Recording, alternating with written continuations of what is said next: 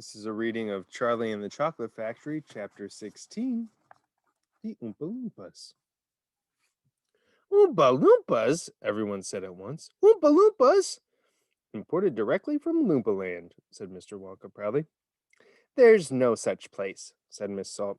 Excuse me, dear lady, but Mr. Wonka, cried Mrs. Salt, I am a teacher of geography. Then you'll know all about it, said Mr. Wonka. And oh, what a terrible country it is. Nothing but thick jungles infested by the most dangerous beasts in the entire world.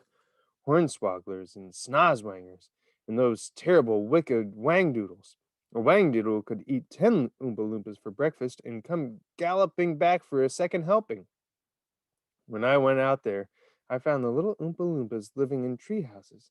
They had to live in tree houses to escape the wangdoodles, and the hornswogglers and the snozwangers, and they were practically starving to death. They were living on green caterpillars, and the caterpillars tasted revolting.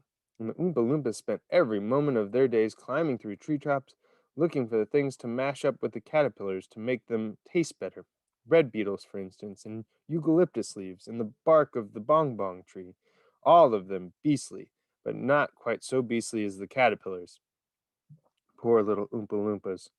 The one food that they longed for more than any other was the cacao bean, but they couldn't get it.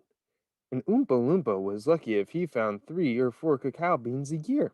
But oh, how they craved them! They used to dream about cacao beans all night and talk about them all day. You had only to mention the word cacao to an Oompa Loompa, and he would start dribbling at the mouth. The cacao bean, Mr. Wonka continued, which grows in the cacao tree, happens to be the thing from which all chocolate is made.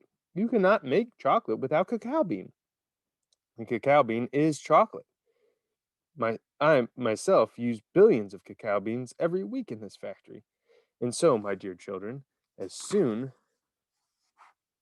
as I discovered that the Oompa Loompas were crazy for this particular food, I climbed up to their treehouse village and poked my head through the door of the treehouse belonging to the leader of the tribe. The poor little fellow looked thin and starved, and was sitting there trying to eat a bowl full of mashed up green caterpillars without being sick. Look here, I said, speaking not in English, of course, but in Oompa Loompa ish.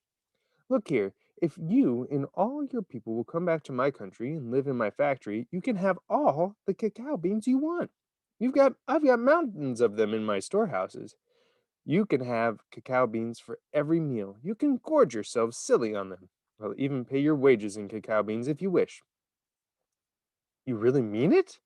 Asked the Oompa Loompa leader, leaping from his chair. Of course I mean it, I said. And you can have chocolate as well. Chocolate tastes even better than cacao beans because it's got milk and sugar added.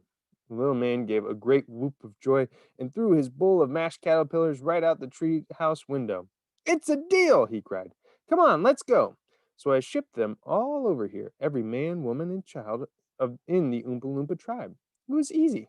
I smuggled them over in large packing cases with holes in them, and they all got here safely. They are wonderful workers. They all speak English now. They love dancing and music. They're always making up songs. I expect you'll hear a good deal of singing today from time to time. I must warn you, though, that they are rather mischievous. They like jokes. They still wear the same kind of clothes they wore in the jungle. They insist upon that. The men, as you can see for yourselves across the river, wear only deerskins. The women wear leaves, and the children wear nothing at all.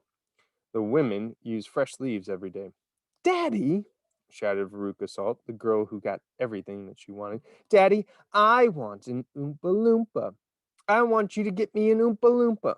I want an Oompa Loompa right away. I want to take it home with me. Go on, Daddy, get me an Oompa Loompa.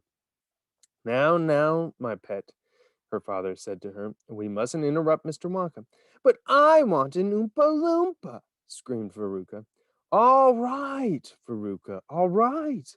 But I can't get it for you this second. Please be patient. I'll see you have one before the day is out. Augustus, shouted Mrs. Gloop. Augustus, sweetheart. I don't think you had better do that. Augustus, as you might have guessed, had quietly sneaked down to the edge of the river, and he was now kneeling on the river bank, scooping hot melted chocolate into his mouth as fast as he could.